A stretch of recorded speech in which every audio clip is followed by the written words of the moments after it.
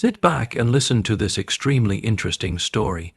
What? William, call me Liam. O'Connor stared at the couple, dumbfounded. You're what? Reindeer. Specifically, we're two of Santa's reindeer. Joe Deere sounded almost bored, like he had answered this question 100 times. Actually, this was a first for him, and for Dasher, his wife. Liam glanced around the room, looking for anything new. He was sure he was being punked. He was a marriage counselor, not a psychiatrist, which was obviously what this couple needed. He didn't see anywhere that a camera could be hidden. So, what was going on? Well, I've got to say, you've hidden your antlers completely.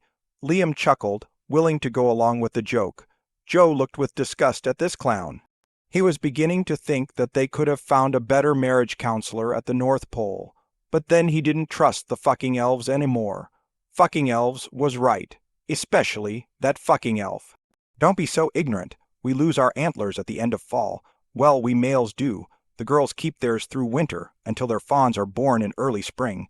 Liam decided to play along, so you pull Santa around in his sleigh. Ha, yeah. Joe replied. Well, in the pre-season, when we set up toy stashes all over the world. You don't think Santa can fit all the toys in the world into his sleigh, do you? And going back to the North Pole to resupply would take too long. That's why we take toys all over the world in December. We males manage to get all the work done before our horns fall off, and leave the Christmas team for that special night. Christmas team, not you, not man enough for the real night. Ha. Liam suppressed a chuckle. Joe rubbed his face. Things were going nowhere faster than Santa's sleigh. No, aren't you listening? He thought for a moment about how to make this animal see things. Have you ever seen a picture of Santa's sleigh where the reindeer didn't have antlers, have you? No, I haven't, come to think of it.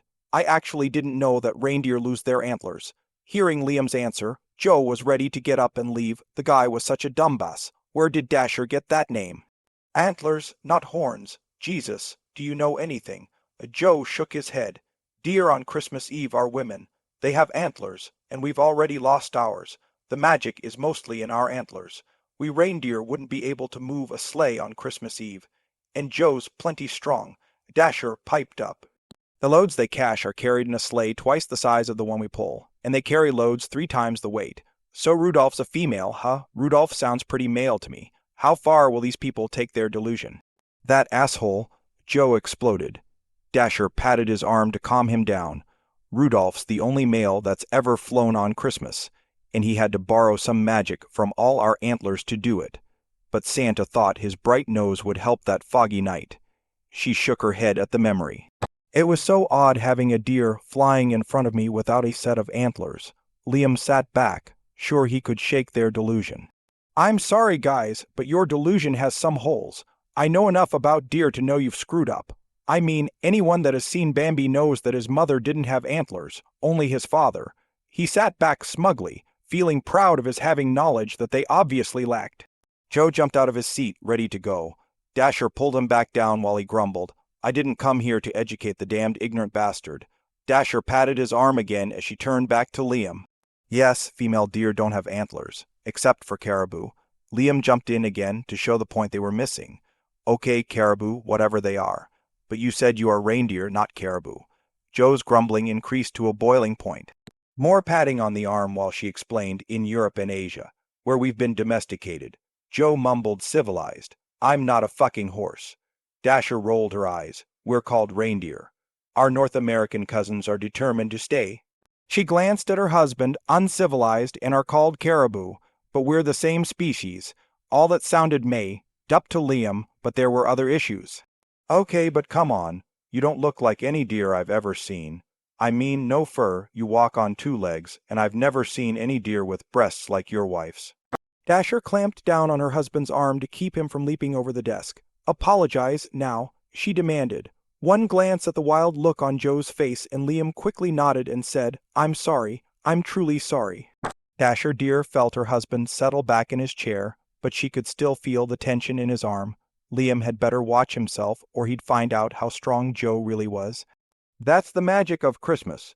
We deer and the elves are only manifested that way in November, and we resume human form by mid-January, if we stayed in our holiday form year, and those pointy-eared elves would end up in a lab somewhere, and we'd probably be heads on some hunter's trophy room wall.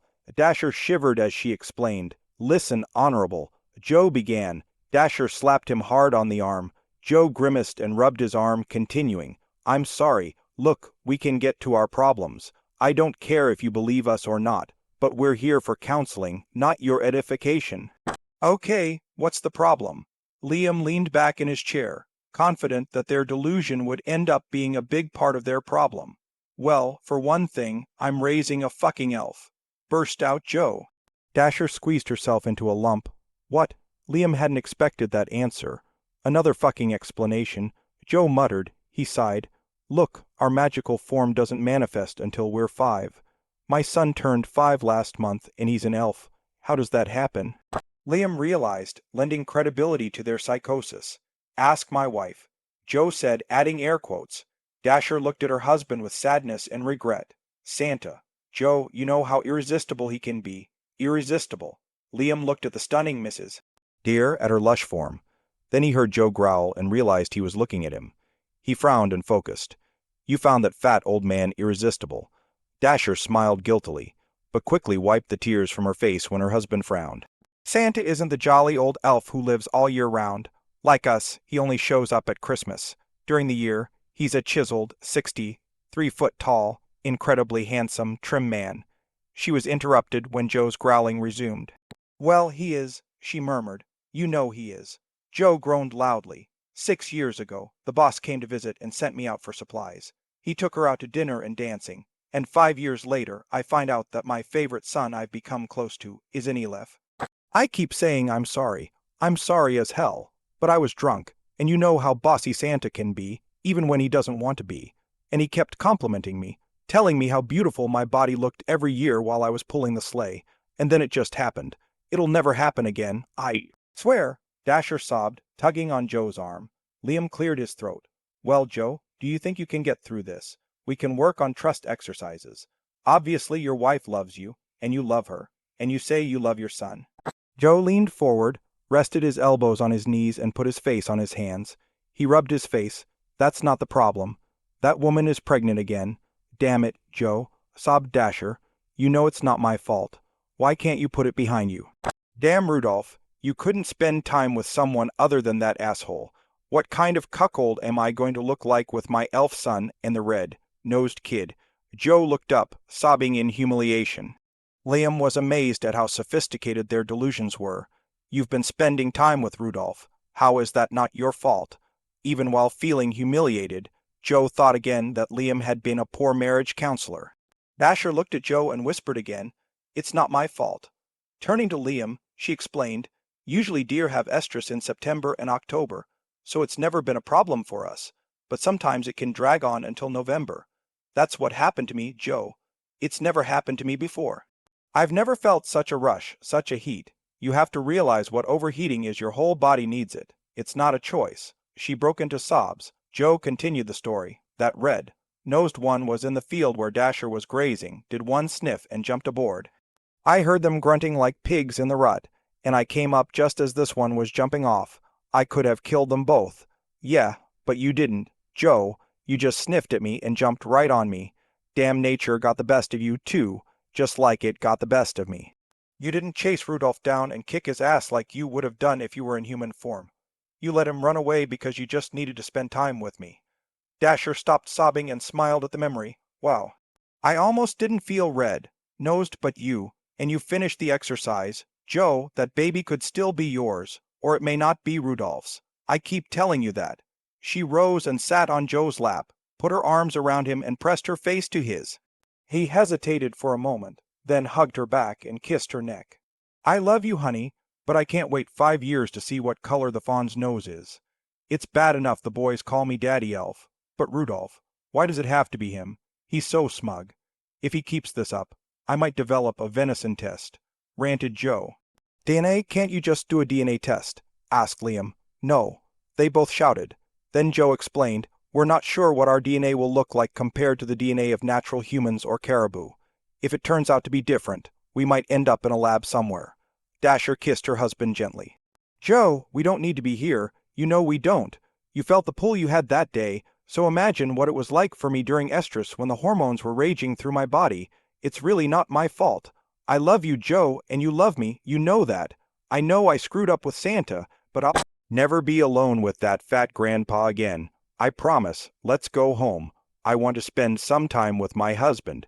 She stood up and pulled him by the arm. He knew he loved her. He knew he wouldn't want to be without her.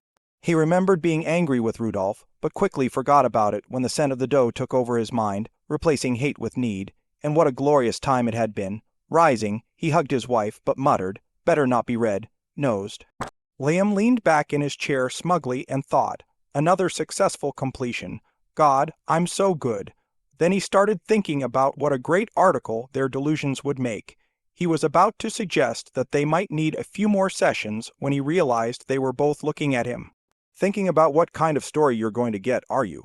accused Joe. "No, no." Liam muttered. "Everything that happens in our session is confidential, strictly confidential." Joe laughed. "Well, let me ask you this. Do you usually keep notes? Maybe record sessions on tape?" Liam suddenly realized he didn't take any notes, and remembered to turn on the tape recorder. Joe saw realization flash across Liam's face and said, "When we walk out the door, you won't even remember this session or what we talked about, not even in your dreams. Something about maturation prevents adults from holding magical things or events in their memory. The younger the child, more they can see, but when they reach maturity, everything is forgotten." Joe chuckled. "You won't even forget to bill us for the session." Asshole." Both dear laughed as they walked out of the office, hugging each other. Even though Liam was a terrible counselor, they both felt hopeful about their future. Subscribe to our channel so that your second C gaff doesn't cheat on you, and go ahead and listen to the next story, because this story is nothing compared to the next one. If you're under 18, don't even think about listening to the next one.